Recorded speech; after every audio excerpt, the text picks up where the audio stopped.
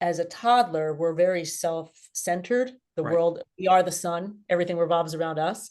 And so we internalize, oh, there's something wrong with me.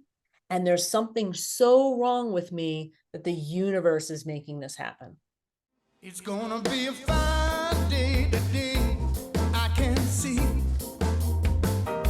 It's gonna be a fine day today, I can see.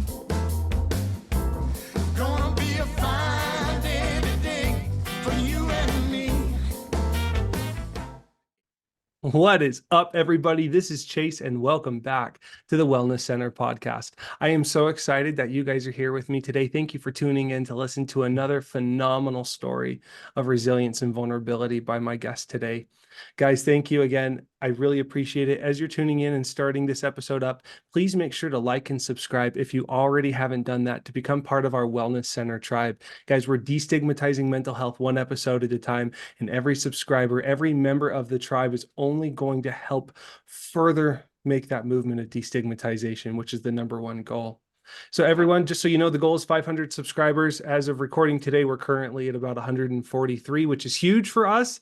And we're hoping to get to 500. So share it with your friends and family members. Let them know that this episode is awesome because we celebrate the lives of those who are resilient.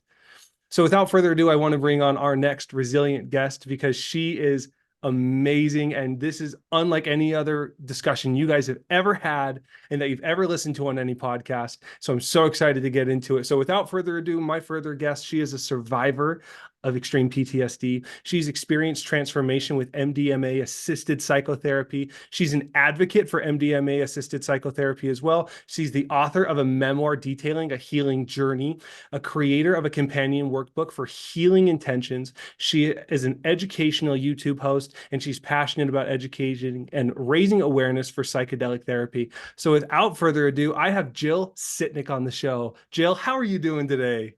Oh my goodness, Chase. I can't wait to listen to this podcast back and grab your introduction. That was fabulous. It was way better than anything I've ever written. That's great. I will send you a clip of it so that way you can you help with your affirmations in the morning. Wonderful.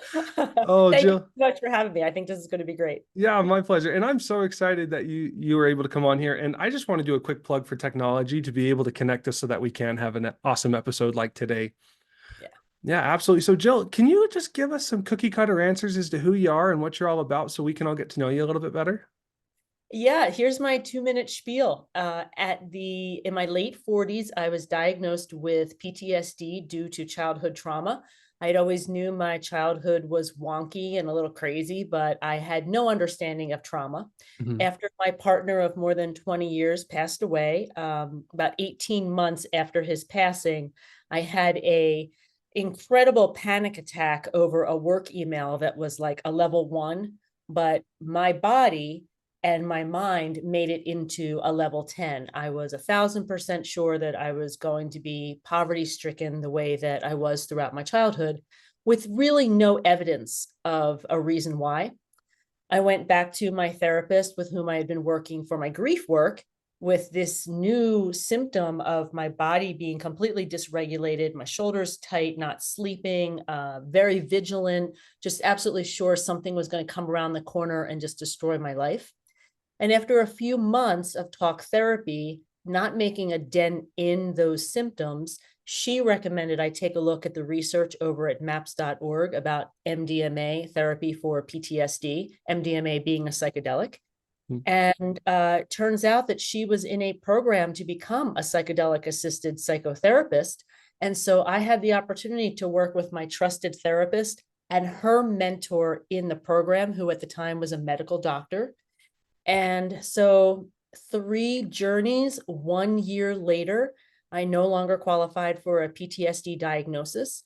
And I found the therapy to be so transformative that I have now pivoted my life, my career, to being an advocate for this therapy and help people understand it so that I can destigmatize, psychedelics in mental health care.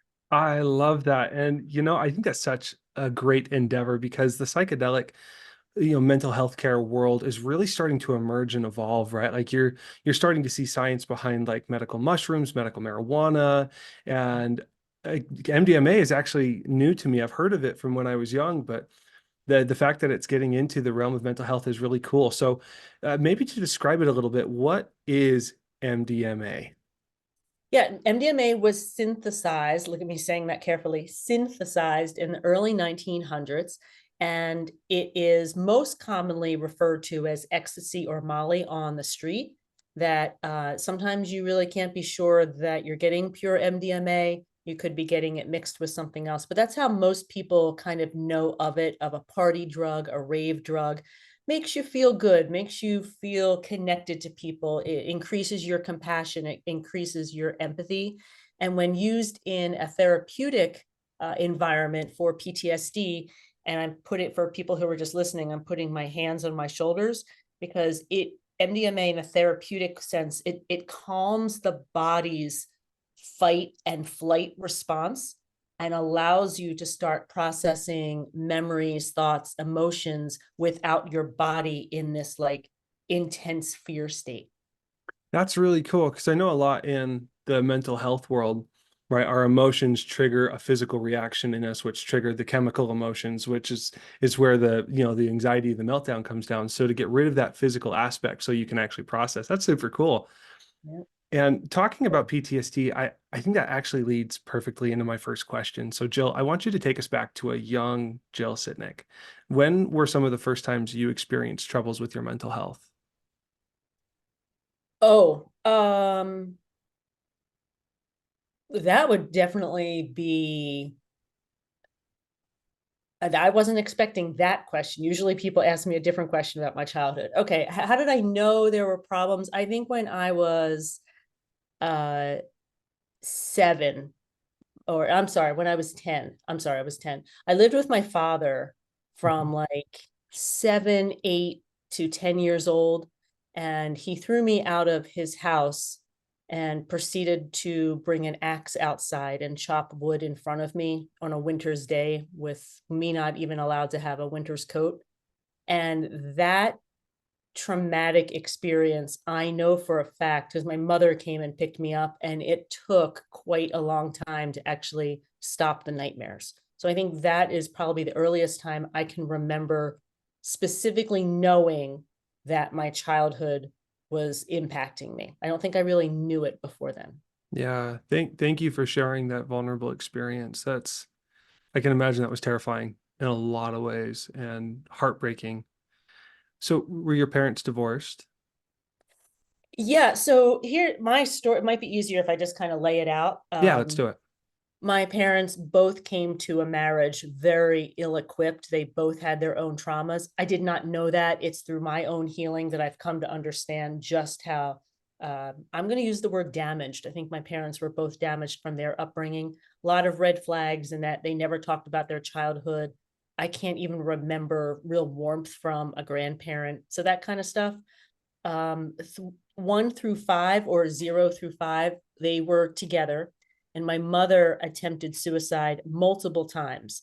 You had the roadmap for how to slice your wrists on my mother's arms, kind of thing. And when I was 5, she was really desperate to escape my father. She had already tried to leave when I was 4. And in the 1970s, this was like 1974, it was very challenging for a woman to leave without money. She didn't even have her own credit card. She didn't have her own bank account. And so I think when I was 5, she just felt trapped and she tried to commit suicide via a shotgun wound. She actually shot herself in the stomach. And so my life kind of turned completely upside down because from 5 to like 7, 8, I was shuffled around to different relatives. I'm not actually even sure exactly who I lived with. And then I did live with my father a little bit. He had actually was in a relationship with someone. So you thought it would be a little stable. It was not. So 7, 8 to 10 wasn't great. He threw me out, went to go live with my mother, was kind of definitely in poverty, some food insecurity. There wasn't housing insecurity, but there was definitely food insecurity with my mother. And then at 16, my father came back into my life, disrupted everything, and my mother threw me out. So then I was living with my father from like part of my junior year to my till I graduated, and that was that was really horrifying in that there was no buffer. There was no other person to take the beatings or take the verbal abuse. There was a lot of boundary crossing, and I knew that I needed to get out. I went to college for a year. I came back. Within the first 2 days of being back, he decided he was going to try to hit me again. And at that point, at 19, I just left and never really looked back. Yeah, that makes a lot of sense. Oh my goodness. Wow. Thank you so much for being willing to share such. A little easier to put it out there for everybody. Yeah, yeah. And I mean, that's so powerful that you found so much resilience in your life from such a hard upbringing. I'm curious, how did all of that manifest for you? Like, how did you show up and present at those ages? At those ages or after? Yeah, Well, I can answer that question. yeah. During those ages, school was my escape. Mhm. School was safe. And luckily, I'm relatively bright. And so school was easy. And the codependency in terms of people pleasing, because I worked really hard at home to make sure I didn't upset my father, because if you upset him, it just turned into slaps and bruises. So the way it evidenced as a child was absolute people pleasing, absolutely driven to get good grades, to get any sort of positive reinforcement at school, which ultimately created an incredible work ethic that I still have to this day. And yeah, I think that's the way that it evidenced itself the most, and a lot of fear. I was a very timid child in a lot of ways, because pretty much at home you never really knew what to expect. So when you're always on high alert, you tend to be a little timid. Yeah, that makes a lot of sense. Thank you. Thank you for sharing. And after, like, once you leave and you're 19, you go back home, you realize it's not healthy and you're out of there. Yeah. How did that fear and the people pleasing manifest happen? Or hey, how did it manifest after that point in your life? Oh, it just continued. I had really no idea that um, I was responding to trauma. I just thought I was me. I just thought the hyper work ethic, the drive, like I always used to say that I think children make a decision, and I don't know if this is true, but this is always what I want. This is always what I kind of thought, that you make a decision as a child if you're going to be like your parents or if you're not. And Mm. I had made a decision very, very early on that I was not going to be like my parents. And the only way out of that was putting myself through college, getting an education, getting myself stable, making it so the rug couldn't be pulled out from under me. And so I would say that behavior continued pretty much my entire life until the MDMA, because I didn't even realize that the people pleasing, the codependency, all those patterns were trauma based. I just thought they were, me being a type A, go get them kind of gal. Yeah, it's cool that you recognize that trauma can have both negative and positive effects. I think that's really cool. So I'm curious now to kind of lead into my second question, which is all about the heroine's journey. And for those just listening, the heroine's journey is an extreme moment or a pivotal trial or some life-shifting or altering event that made Jill realize that there was a lot better out there for her. So Jill, could you please describe for us your heroine's journey? That particular moment was when I met my partner, Carl.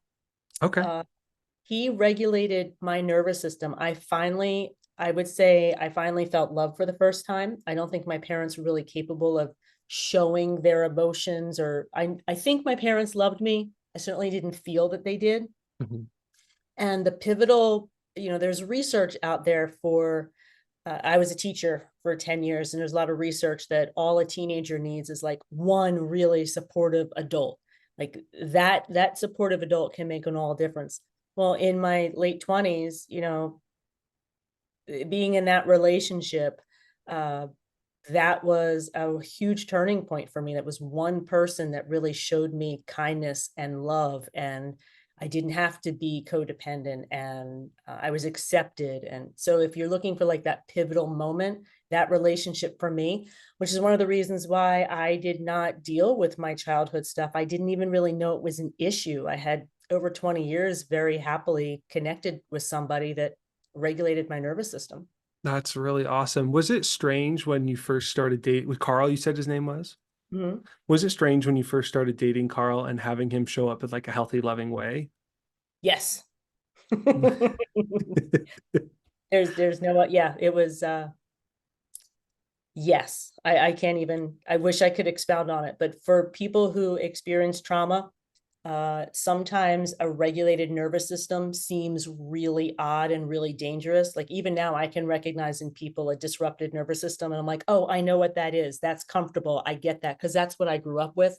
So yeah, in the very beginning, it was like, oh, what's this? Yeah, and I think it's important too. A lot of people they develop these I am statements, right? I am unlovable, I'm unworthy, right? Whatever those negative things come from trauma. And I Yes, can definitely imagine there was some of that playing in there as well. As it's like, wait, I'm unlovable. Why are you loving me? Right. yes. But that's cool. And so he helped you for 20 years, and then does that mean he passed away? Yes, he passed away. I'm really sorry to hear about that. When did that happen? 2016. 2016. Okay. So you had this amazing, nervous system support, and I bet you can tell where I'm going here. And he passes away. What happens then? Well, so widow's fog is a blessing and a curse. Hmm. So the blessing is that it does help you grieve. The curse is that it kind of it dims everything. And so when it starts to fade away, you're kind of left with the grief, but you're also kind of left with the clarity of kind of your new life Hmm. after losing somebody. And so it was 18 months after he passed away that I had that panic attack. And I got to tell you, like everything on the surface looked great. Work was great. The house was great. The pets were great. I was in a new relationship, the second longest long-term relationship of my life. Like everything on the surface looked great. And I think it was just that widow's fog. My healing of my grief got to a point where suddenly the trauma was kind of front and center. And I didn't have that nervous system regulation. And that's what spiraled all of the suddenly the PTSD and the MDMA treatment. Okay, that makes sense. And so just to make sure like the people understand, because I've never heard of the widow's fog before. Is that similar to like brain fog from a concussion or mama brain? Is what my Yes. Yes. Widow's fog makes people almost not care about life anymore. yeah. It dims everything. Um, it's almost like a protective thing because if it forces you to slow down, it forces you to be a little bit more in the moment, it allows you to function to a certain extent so that you're not in my, and by the way, this is all my opinion, other people going through grief might completely disagree because I think grief is a very individual thing, but for me it took away a lot of the fear that I would have experienced way earlier after losing Carl. Mhm. Had 18 months of a buffer with that widow's fog is really what it did for me. Gotcha. That makes a lot of sense. And thank heavens for that widow's fog, right? It keeps you alive, is what it sounds like. It does. I mean, it's not fun. It's not pleasant. It's super challenging. But For the other sure. side, for me, it helped me not get overwhelmed. That's good. And so did you notice that some of like the people pleasing and some of the PTSD responses that you had prior to your marriage with Carl, do you feel like that started to come back once the widow's fog went away? I don't think it ever left. I think the people pleasing evidenced itself primarily in my career. Mm, That okay. I always made sure to avoid conflict as much as I could, Mhm. make sure everybody was happy. I'm a very mission driven person in general to begin with. I love teaching. I love helping. I love when I see the light bulb go off on other people. So that's kind of like who I am in general, but it Mhm. really evidenced itself with too much overwork, too much sacrifice of myself for a career is where it really evidenced. Gotcha. That's awesome. Well, thank you for sharing. I really appreciate your vulnerability and honesty so far. I Yeah. know there are people that are definitely connecting to this story. Okay. So you get to this point, you have this really bad anxiety attack. Your therapist says go to the MDMA. And I think that was so cool that you mentioned that not only did you get to do this new experience with MDMA with a trusted therapist and their mentor who was a doctor, Yep. what was it like for you, like when you first heard your therapist say you should check out MDMA? I said no. I w- first of all, I argued with her that I had PTSD. I was like, I'm a corporate girl. Have you met me? Come on. Like, I had to read The Body Keeps the Score. That's what actually explained to me trauma and explained to me what was going on and why the talk therapy was not helping. It was really funny how I argued with her. I give her a lot of credit. She put up with me. And then when we weren't making progress, I think that was, she didn't just come out and say, oh, look, you've got PTSD, knew this. It was months of talk therapy with her, and my symptoms weren't going away. And I was becoming suicidal because if you're constantly scared and you don't feel safe, there's really no reason to kind of stick around. Yeah. I had a great life, and that's how I was feeling. And so when she started talking about the MDMA, again, I said no. And she's like, I understand. Go look at the research. And the reason I said no initially is that my brain is the only thing that like got me away from my parents, that got me a stable, life. And I was a child of the 80s. I remember the eggs in the frying pan. And I was like, I am not going to mess up my brain with drugs. But then looking at the clinical trials at maps.org, at that point, they had published their phase 2 clinical trials. And I was an English major, so I keep the math really easy. I was reading 3/4 of the people, and these are people who had severe PTSD for like over 10 years.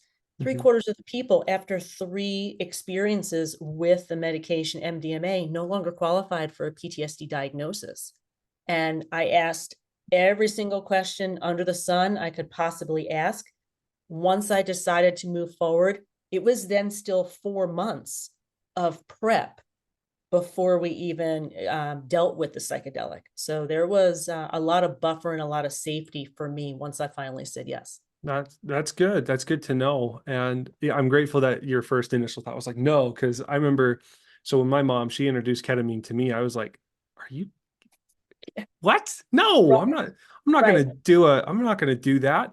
And just over time, right. It's a very similar experience there. But so the Yeah. 4 months of prep work before you did the MDMA, was that the doctor and the therapist saying these are 4 months of build up to this, or was that what you felt, how, like what you did to prepare to feel safe to do it? It just kind of wound up being that way. It's not like we said, oh, we're going to schedule this in 4 months. It was more like, okay, this is the route we're going to do. This is what we're going to do. Let's start preparing. And the preparation was a continued exploration as to what my body was trying to tell me. Mhm. And it got very, very specific that with my therapist, I started to understand that my body's symptoms were actually my body's way of communicating emotions. The tight neck, that was like fear of not being able to escape. Not sleeping was obviously the anxiety. The upset stomach, I was anticipating getting hit. um, the more we talked to my body, the clearer it became that my intentions for the very first journey were really all about fear. That it wasn't depression, it wasn't that I couldn't get stuff done. It was this overwhelming fear that the universe was against me. And so as we were working through, and once we kind of finally figured that out, that's when we went ahead and scheduled the first journey. That's incredible. And, it's hearing your story and knowing how your parents were, they had their stuff, they had, their broken issues, and there was the in between the houses and things were thrown up and tossed out of nowhere. Like when you were 16 and life just got haywire again, and you tried to reintegrate with your dad and all those things. It makes sense why you had that belief that the world was against you, right? You had all the Yeah. proof in the world. So, Well, yeah, when you're a toddler and you have a 230 pound, 6'2" man beating you, you don't know as a toddler that your caretaker is damaged. As a toddler, we're very self-centered. The right. world, we are the sun, everything revolves around us. And so we internalize, oh, there's something wrong with me. And there's something so wrong with me that the universe is making this happen. Mm.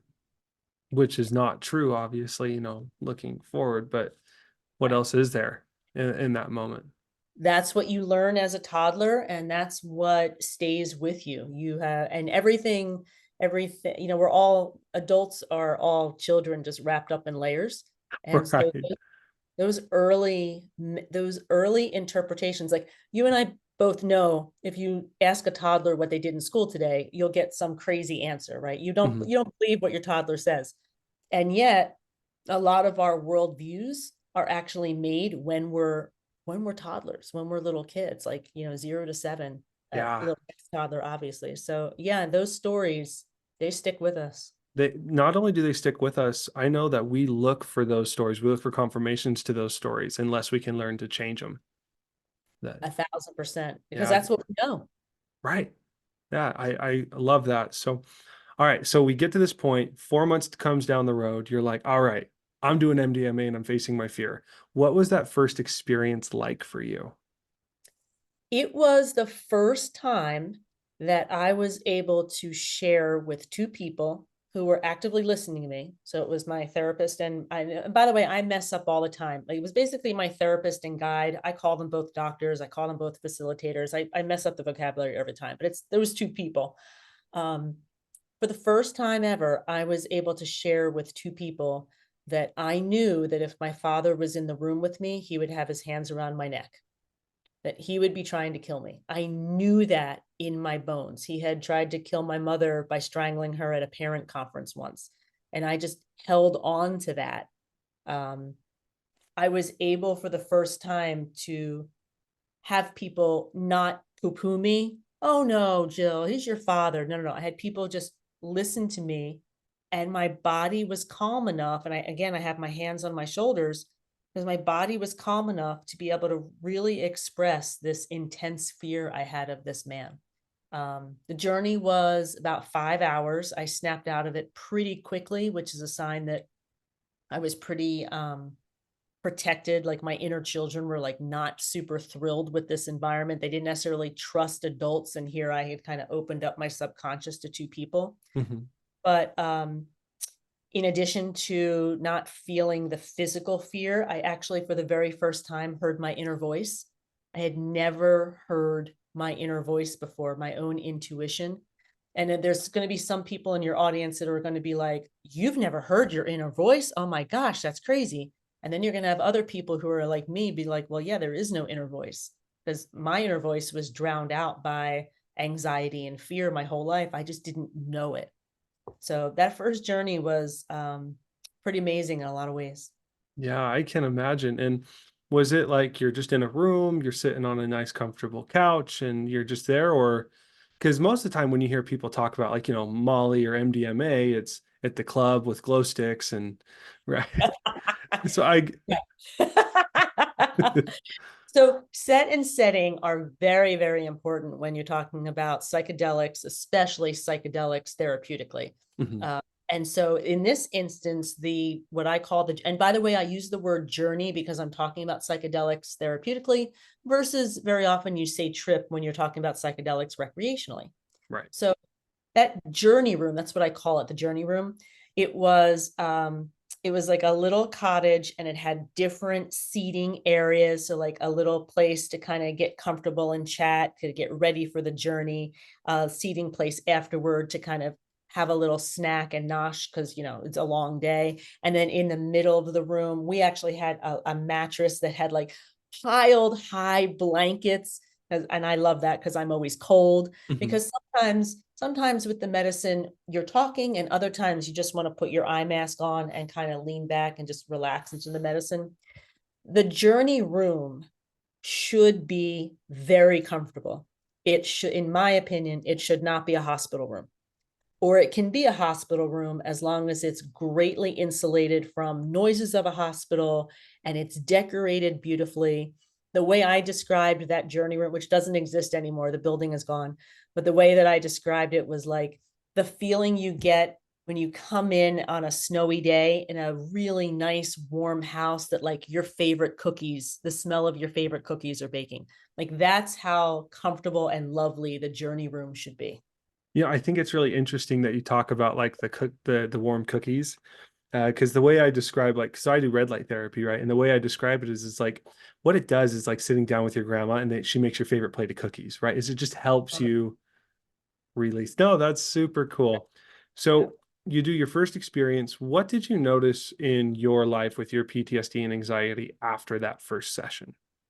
Yeah, so I thought, and I tell people this on purpose because coming out of the enhanced state, getting a sense of myself, I didn't think that we did any work. I didn't think it worked. I didn't feel any different. I felt still dysregulated. I was really upset. I was crying. I was like, this doesn't work. Oh my God, I wasted everybody's time. I was a failure, like all that shame spiral. And so the way that MDMA therapy works is fascinating because you think it's during that time, but during that time is actually when you're in that journey, it's building the foundation. Mm. I was in the car, so about an hour and a half since kind of waking up. I'm in the car with my boyfriend. My boyfriend picked me up. I'm in this shame spiral that I inconvenienced my boyfriend. It was all of a half an hour, but I inconvenienced my boyfriend. I wasted everybody's time. I'm such an inconvenience. I'm so extra. You know, I just had this shame spiral. And I'm sitting in the car and I'm crying. And suddenly I had three memories just kind of like float into my consciousness. Like, you know, when you're in the shower or you're walking and suddenly you get an idea. Mm-hmm. I had three dusty childhood memories, and all of them were about that age group from like 7 to 10. I'm sorry, it was the time frame of when my mother shot herself to when I started to live with my father. So like 5 to like 7, 8-ish, Gotcha. because I was shuffled around. My Mhm. parents couldn't take care of me, and I had internalized I'm an inconvenience because I was the extra cot in the room. I was the one, you know, I didn't stay in a school year until I was in 7th grade. I was constantly shuffled in and out of school. There was never any real money. I didn't really see my parents a whole lot. My mother was recuperating from a shotgun wound. I didn't think that I had a home. So I was an inconvenience to everyone. Well, these memories pop up, and I'm looking at these memories because it's almost like they're on TV. Yeah. And I look at them and I'm like, I wasn't an inconvenience. Why did my father not take care of me? Like, what's going on here? It was my mother's obviously recuperating. I don't know what the heck my dad was doing. I was not an inconvenience. I was just a kid who needed to be taken care of. And my parents were not equipped to do it. And the sudden shift of, I'm not an inconvenience. I was just a kid. And I remember turning to my boyfriend at the time and I was like, I understand how this therapy works. It allows you to reframe these deep beliefs with your adult perspective. That is so cool. And did that new belief that I am, I just needed to be loved, did that stick? It does. So the neuroplasticity that's involved with MDMA, I think so. I was a teacher back in the day. I love like how the brain does stuff. Yeah. So some of them are instantaneous reframes, like you instantly get, oh yeah, I wasn't an inconvenience. You probably want to spend time meditating or journaling. I was a journaler Hmm. because with our neuroplasticity, you do have to repeat. Got to Uh, train it. think about flashcards. That's how we learn. And Hmm. so you're kind of learning a new way to think, and the way to really solidify it is journal it or use art or use meditation, however you kind of want to set it in your brain. So some things were immediate and I just had to kind of think about them. Other things, like a memory would come up, and then like a day or two later, another memory would come up. And I would have to sit and make the connection and say, oh, that's why those memories are coming up. That's cool. So I kind of want to formally bring in the third question I have for you, which is the skills that you developed through their journey and how they've evolved over time. I know we've talked about them a little bit where it's like you've made those connections, you did some journaling. What are some other skills that you developed through all of this? The ability to understand that a lot of my beliefs or a lot of what I thought was Jill were literally stories. They were stories that as a child I created to survive. A lot of them were protection stories. I need to work so hard.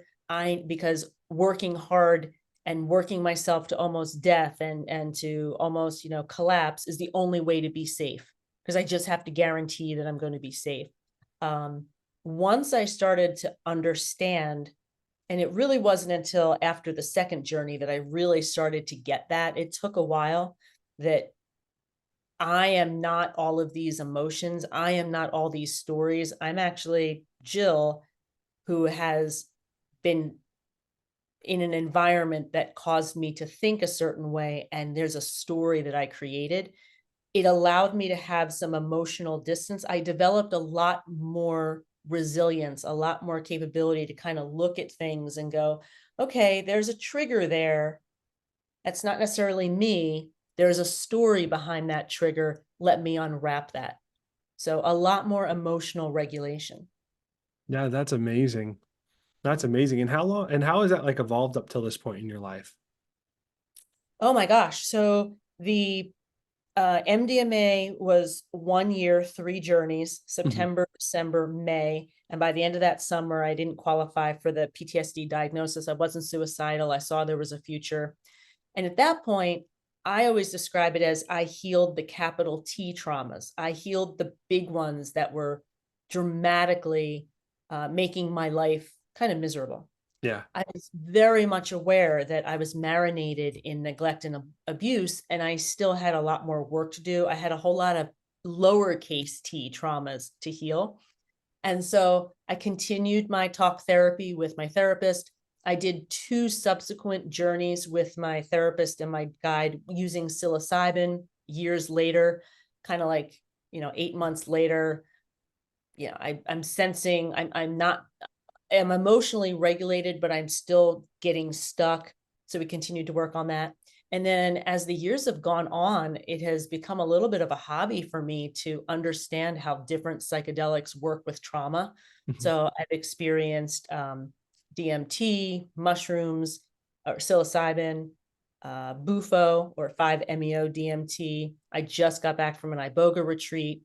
I love understanding how the brain creates those stories, unpacking those stories, and understanding how these different medicines work with trauma. So that's kind of been the longer journey. That is so cool. It's that book. I've never heard of that before. Iboga. Where is that in the world?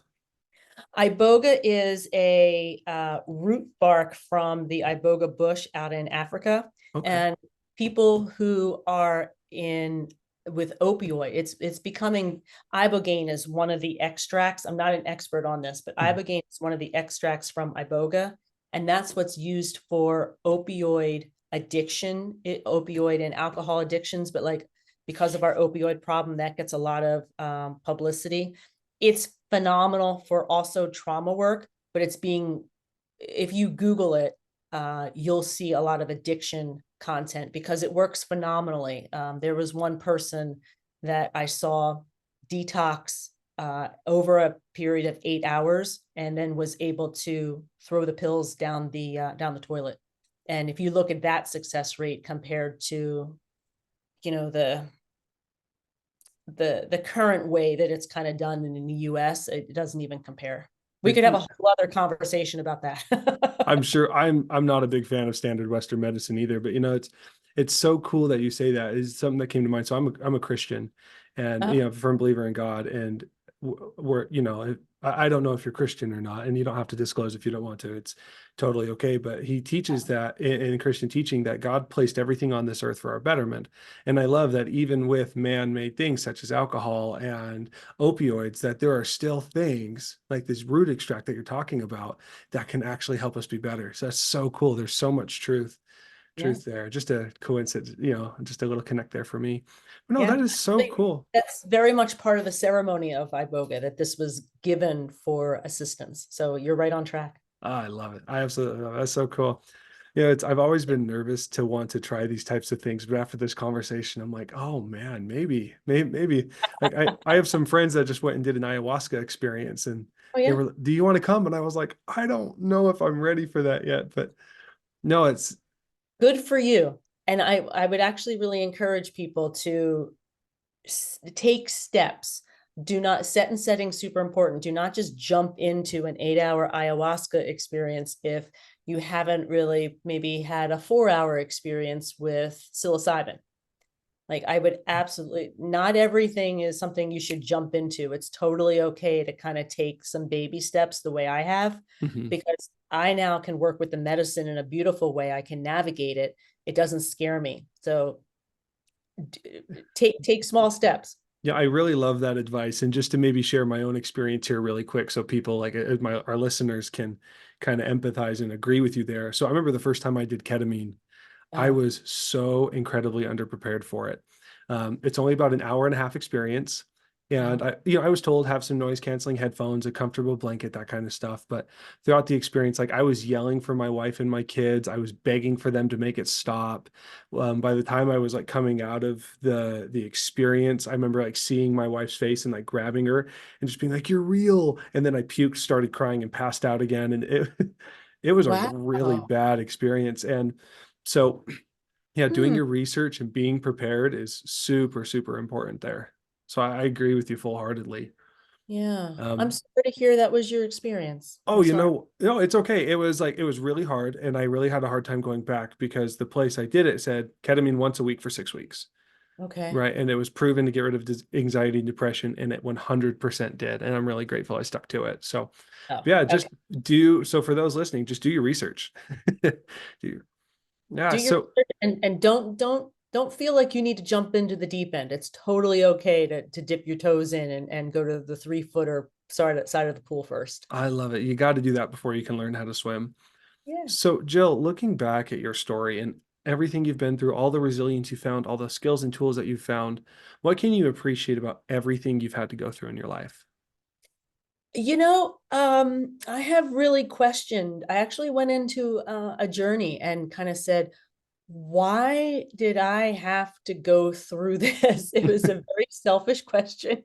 Yeah, Because I'll be honest with you, I didn't really I knew I didn't have a great childhood, but it wasn't until I made it public that I kind of realized how bad it was. Um, and so I went into a journey and I asked that, and the answer that came back was, you have a voice now to be able to help a whole lot of other people. That's kind of why you were created. You're mission driven. You started as a teacher. You're just teaching in a different way right now. And the only way you would be a credible voice is if you had these experiences that led you along this path. And so I don't look back at my childhood certainly with great memories, but I can be thankful in a way that I'm now in a position to give a lot of information for other people who are struggling. yeah, that's awesome. That's awesome that you've gained that wisdom. Yeah. Congratulations to you, Jill. What an incredible story. So, Jill, my last question for you, for those just getting into the realm of mental health, what Yeah. advice do you have for those people? Oh my gosh. Find, first of all, treat yourself to therapy. When I was grieving, well, first of all, my mother had been clinically depressed her whole life. I didn't really have any faith in therapy. And so a friend kind of forced his therapist on me. And I could only go by saying, I'm going to treat myself to have someone help me with this grief. And so if that's what you need to say to find a therapist, use whatever kind of mental trick you need to be able to get yourself somebody to listen to you. Empathetic witnessing is a thing when you're working through your stuff. And I'll say that I got very, very lucky that I connected with my therapist right from the start. There's no guarantee that the person that you immediately get connected with is going to click, and don't hesitate to, work to find somebody to click with. I think that's half the battle. Everybody is like, oh my gosh, MDMA therapy. Oh, it's the psychedelic. No, this is not turnkey. I would not have been able to heal if it weren't for the psychotherapy attachment. And so that's really my advice. Who cares about the stigma? Who cares about what your family might say? Find somebody that you're comfortable talking and someone you respect, because it can make a huge difference in your life. I love that. That's great advice. Thank you so much for sharing it. So, Jill, for all of those people who are still incredibly interested and want to know like a little bit more about what you're doing, can you tell us like a little bit more about like your book and your like some of the teachings that you do in your YouTube channel and all that kind of fun stuff? Yeah, well, I got out of the third journey and we had done a tremendous amount of work in the third journey. I could feel the shift coming awake on after that third journey. And I was an English teacher back in the day. And I was like, there's a book in me about this. I need to tell people that this therapy can actually work. So the memoir is you're in the sidecar with me because I had journaled so much throughout my therapy. I just went back to my journals and I made the memoir kind of very little hindsight 2020. So if you like to hear about how the therapy actually worked, the two steps forward, the one step back, the way that a trauma mind sees things versus somebody who doesn't have trauma, that's what the memoir is. And the YouTube channel is TEDx would not publish my TED Talk about this therapy. And so that is actually what motivated me to start the YouTube channel, to be the content that I wish had been around when I was going through the therapy.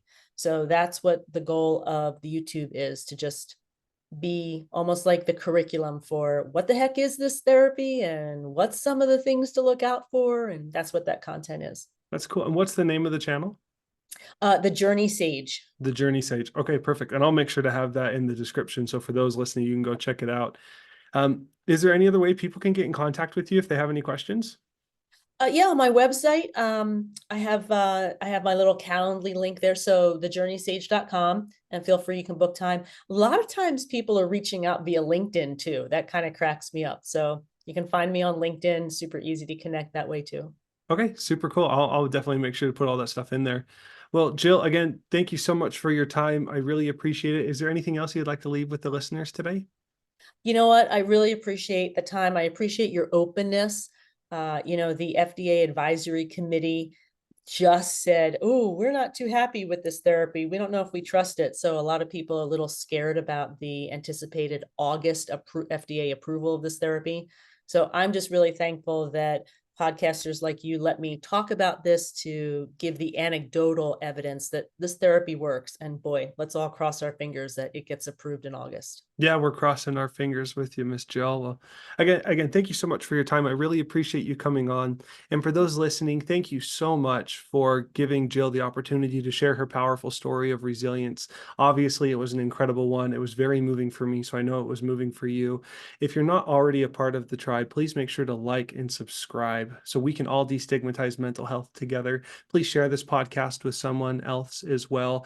Please think of someone, and I invite you to share it with them, right now as you're listening to it, just so they can have the experience of learning all the amazing skills and tools and listen to the awesome story that Jill shared with you guys today. If you want to come on the podcast, I want you to understand that no story is too big and no name is too small. If you do have a story, I want to share it all. Please contact me at chase@thewellnesscenter.life. If you want to come and just apply online, you can go to our website at www.thewellnesscenter.life/podcast, or you can just go to the podcast on the menu bar and you can sign up to be on the show right there. Everyone, thank you so much again. I really appreciate it. We both hope you have a great rest of your day, and we'll see you guys on the flip side. Peace out.